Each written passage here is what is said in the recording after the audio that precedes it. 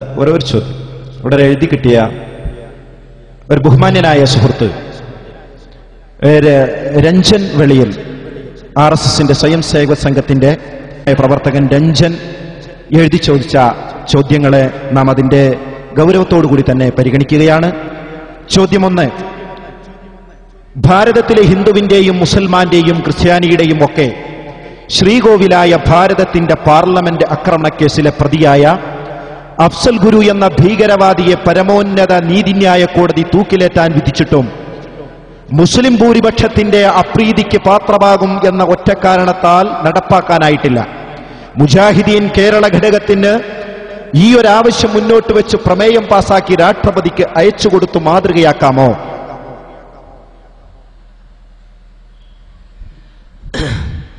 ചോദ്യത്തിലെങ്കിലും RSSകാരനാകാതിരുന്നെങ്കിൽ നന്നായിരുന്നു രഞ്ജിത്ത്. കാരണം ഭാരതത്തിലെ ഹിന്ദുവിന്റെയും മുസൽമാന്റെയും ക്രിസ്ത്യാനിയുടെയും ഒക്കെ ശ്രീകോവിലായ എന്ന പ്രയോഗം തന്നെ വംശീയതയുടെയും ഗോൾവാൾക്കറിയൻ സിദ്ധാന്തത്തിന്റെയും ഭാഗമായി രഞ്ജിത്ത് പരിശീലിച്ചതാണ്. ഇന്ത്യയിലെ പാർലമെന്റ് എന്ന് പറഞ്ഞാൽ അതൊരു മുസ്ലിം പള്ളിയാണ് എന്ന് ഞാൻ പറയൂല. ഇന്ത്യയിലെ പാർലമെന്റ് എന്ന് പറഞ്ഞാൽ അത് ക്രിസ്ത്യൻ ചർച്ചാണ് എന്നൊരു ക്രിസ്ത്യാനി പറയരുത്. ഇന്ത്യൻ പാർലമെന്റ് എന്ന് പറഞ്ഞാൽ അതൊരു ശ്രീകോവിലാണ് എന്ന് ഒരു RSSകാരനും പറയരുത്.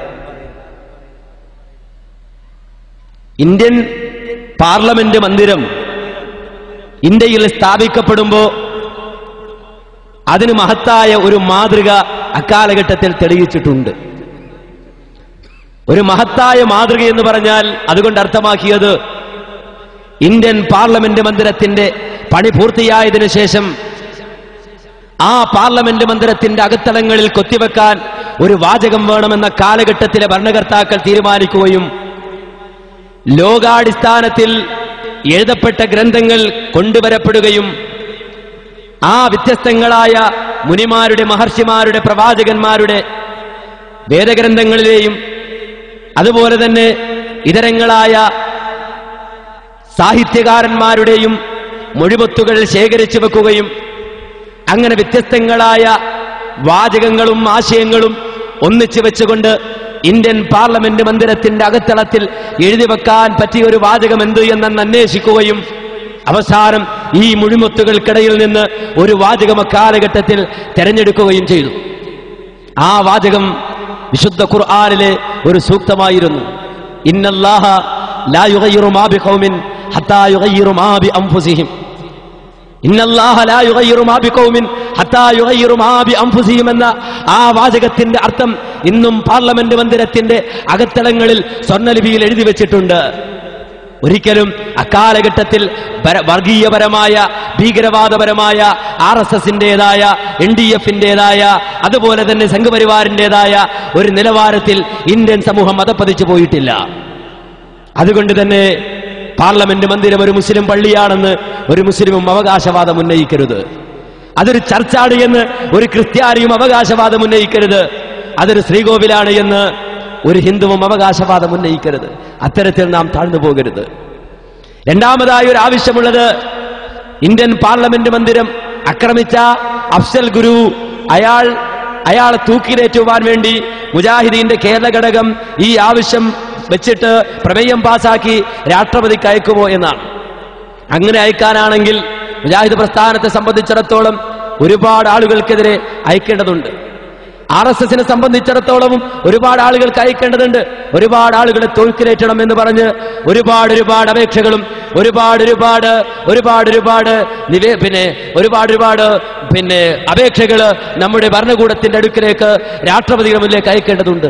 എന്തേ ഒരു അഫ്സൽ ഗുരുവിനെ മാത്രം കണ്ടു എന്റെ ബഹുമാന്യനായ സഹോദരൻ രഞ്ജൻ? എന്തേ ഒരു അഫ്സൽ ഗുരുവിനെ മാത്രം കണ്ടു? ഞാൻ നേരത്തെ വിശദീകരിച്ചു. ഇന്ത്യയുടെ രാഷ്ട്രപിതാവായ ഗാന്ധിജി, ആ ഗാന്ധിജി ഒന്നാം തരം ഒരു ഹിന്ദുവായിരുന്നു എന്ന കാര്യത്തിൽ ആർക്കും തർക്കമില്ലല്ലോ. റാം റാം റാം റാം റാം എന്നുച്ചരിച്ച ആ ഗാന്ധിജിയുടെ മാറിലേക്ക് നിറയൊഴിച്ച നാഥുറാം വിനായക് ഗോഡ്സെയെ പുകഴ്ത്തിക്കൊണ്ട് 1990 കാലഘട്ടങ്ങളിൽ നാടകം അവതരിപ്പിച്ച നാഥുറാം വിനായക് ഗോഡ്സെയെ പാടിപ്പുകഴ്ത്തിയ RSSകാരന് തുറങ്കിലടക്കേണ്ടതല്ലേ? അതിനൊരു നിവേദനം നമുക്ക് അയക്കേണ്ടതില്ലേ? ആ നിലപാട് നമുക്ക് സ്വീകരിക്കാൻ പറ്റുമോ? അത് കഴിഞ്ഞിട്ട് ബോംബെ കലാപം, ആ ബോംബെ കലാപം നടക്കുമ്പോ ബോംബെയുടെ മണ്ണിൽ വർഗീയ വിഷം ചീറ്റുന്ന രൂപത്തിൽ, ഹൈന്ദവ വർഗീയത ഇളക്കിവിടുന്ന രൂപത്തിൽ പ്രഭാഷണം നടത്തിയ ഒന്നാന്തരം തീവ്രവാദി എന്ന കാര്യത്തിൽ സംഘപരിവാരുകാരന് സംശയമില്ലാത്ത ബാൽ താക്കറയെ തുറുങ്കിലടക്കണ്ടേ? ആ ബാൽ താക്കറയുടെ സിദ്ധാന്തം സ്വീകരിച്ചവരെ തുറുങ്കിലടക്കണ്ടേ? ഒരു മുസ്ലിമിനെ കൊല്ലുവാൻ വേണ്ടി ഒരു കത്ത് നിങ്ങൾ കയ്യിൽ സൂക്ഷിക്കണമെന്ന് പരസ്യമായി പ്രസംഗിച്ച ഉമാഭാരതിയെ തുറുങ്കിലടക്കണ്ടേ? ഗുജറാത്തിന്റെ മണ്ണിൽ കലാപം അഴിച്ചുവിട്ട അവിടുത്തെ മുഖ്യമന്ത്രിയായ നരേന്ദ്രമോദിയെ തുറുങ്കിലടക്കണ്ടേ? എന്തേ ഇവിടെയും മനുഷ്യൻ വർഗീയത മാത്രം കാണുന്നു? എന്തേ ഇവിടെയും വർഗീയത മനുഷ്യൻ കാണുന്നു? ഇവിടെയും എന്തേ മനുഷ്യൻ വർഗീയമായി മാത്രം ചിന്തിക്കുന്നു? ഒരു കുറ്റവാളിയുടെ കാര്യത്തിൽ പോലും, കുറ്റം ചെയ്തവന്റെ കാര്യത്തിൽ പോലും വർഗത്തിന്റെയും ജാതിയുടെയും പ്രസ്ഥാനത്തിന്റെയും അടിസ്ഥാനത്തിൽ നോക്കി നീതി നിർവഹിക്കുന്ന ഈ പ്രഖ്യാപനത്തോട്, ഈ വാദത്തോട് ഒരിക്കലും ഇസ്ലാം യോജിച്ചിട്ടില്ല. ഒരിക്കലും ഇസ്ലാം യോജിച്ചിട്ടില്ല. വിശുദ്ധ ഇസ്ലാം മാനവ സമൂഹത്തോട് പറഞ്ഞ അടിസ്ഥാനപരമായ കാര്യം, കുറ്റം ചെയ്തവനാരാണെങ്കിലും, അതൊരു മുസ്ലിമാണെങ്കിലും, അതൊരു ക്രിസ്ത്യാനിയാണെങ്കിലും, അതൊരു സംഘപരിവാറുകാരനാണെങ്കിലും, അതൊരു RSSകാരനാണെങ്കിലും ശിക്ഷിക്കപ്പെടണമെന്ന നിയമമാണ് ഇസ്ലാമിന്റെ നിയമം. അവിടെ ഒരു മുസ്ലിം ആ മുസ്ലിമിനെ തൂക്കിലേറ്റണം, എന്നാൽ ഒരു RSSകാരനെ വെറുതെ വിടണം, ഒരു സംഘപരിവാറുകാരനെ വെറുതെ വിടണം എന്ന നിലപാട് ഇസ്ലാമിക സമൂഹത്തിന് ഒരിക്കലും യോജിക്കാൻ കഴിയാത്ത നിലപാടാണ്. മഹാനായ മുഹമ്മദ് നബി സല്ലല്ലാഹു അലൈഹി വസല്ലമയുടെ കാലഘട്ടത്തിൽ ഉന്നത കുലജാതയായ ഒരു പെണ്ണ് കട്ടു മോഷ്ടിച്ചു. നബി സല്ലല്ലാഹു അലൈഹി വസല്ലമയുടെ മുന്നിലേക്ക് ആ പെണ്ണിനെ കൊണ്ടുവന്നപ്പോൾ ആ രാജ്യത്തിന്റെ വിധി നടപ്പാക്കണം, കട്ടവന്റെ കൈമുറിക്കണമെന്ന നിലപാട് സ്വീകരിക്കണമെന്ന് പ്രവാചകൻ തീരുമാനമെടുത്തപ്പോ ചില ആളുകൾ അവിടെ വന്നു. ചില ആളുകൾ അവിടെ വന്നിട്ട് നബി സല്ലല്ലാഹു അലൈഹി വസല്ലമയോട് റെക്കമെൻഡിന് വേണ്ടിയിട്ട് ചില ആളുകളെ നിയോഗിച്ചിട്ട് പറഞ്ഞു, അവൾ ഇന്ന കുലത്തിൽപ്പെട്ടവളാണ്, അവൾ ഇന്ന കുലജാതയാണ്, അതുകൊണ്ട് ആ കുടുംബത്തിന് മാനക്കേടുണ്ടാകും. ആയതിനാൽ ഓ പ്രവാചകരെ, അവളുടെ കാര്യത്തിൽ നിങ്ങൾ നിലപാട് മാറ്റണമെന്ന് പറഞ്ഞപ്പോൾ ഇസ്ലാമിന്റെ നേതാവ് മുഹമ്മദുർ റസൂലുള്ളാഹി സല്ലല്ലാഹു അലൈഹി വസല്ലമ ഈ ലോകത്തോട് നടത്തിയ പ്രഖ്യാപനം, എന്റെ മകൾ എന്റെ കരളിന്റെ കഷ്ടമായ എന്റെ പുന്നാരമകൾ കട്ടാനും അവളുടെ കൈ ഞാൻ മുറിക്കും. അതാണ് ഇസ്ലാമിന്റെ നീതിനിഷ്ഠ. എന്റെ കൂട്ടുകാരൻ, എന്റെ സ്നേഹിതൻ, എന്റെ പ്രസ്ഥാനക്കാരൻ തെറ്റ് ചെയ്താൽ അവൻ ശിക്ഷിക്കപ്പെടേണ്ട, അവനെ വെറുതെ വിടണം, അവൻ വിരാജിക്കട്ടെ എന്ന നിലപാടും, തന്റെ അയൽഗോത്രക്കാരൻ, തന്റെ അയൽമതക്കാരൻ, അവരിൽ ഒരാൾ തെറ്റ് ചെയ്താൽ അവനെ ക്രൂരമായി ശിക്ഷിക്കണമെന്ന ഈ നിലപാട്, ഈ വർഗീയമായ നിലപാട് RSSകാരൻ ഉപേക്ഷിക്കണം, സംഘപരിവാറുകാരൻ ഉപേക്ഷിക്കണം, ജമാഅത്തെ ഇസ്ലാമിക്കാരൻ ഉപേക്ഷിക്കണം, NDFകാരൻ ഉപേക്ഷിക്കണം. അതിനാണ് ഈ സദസ്സ്. അല്ലാതെ RSSകാരന്റെ വക്കാലത്ത് പിടിക്കാനോ NDFകാരന്റെ വക്കാലത്ത് പിടിക്കാനോ അല്ല.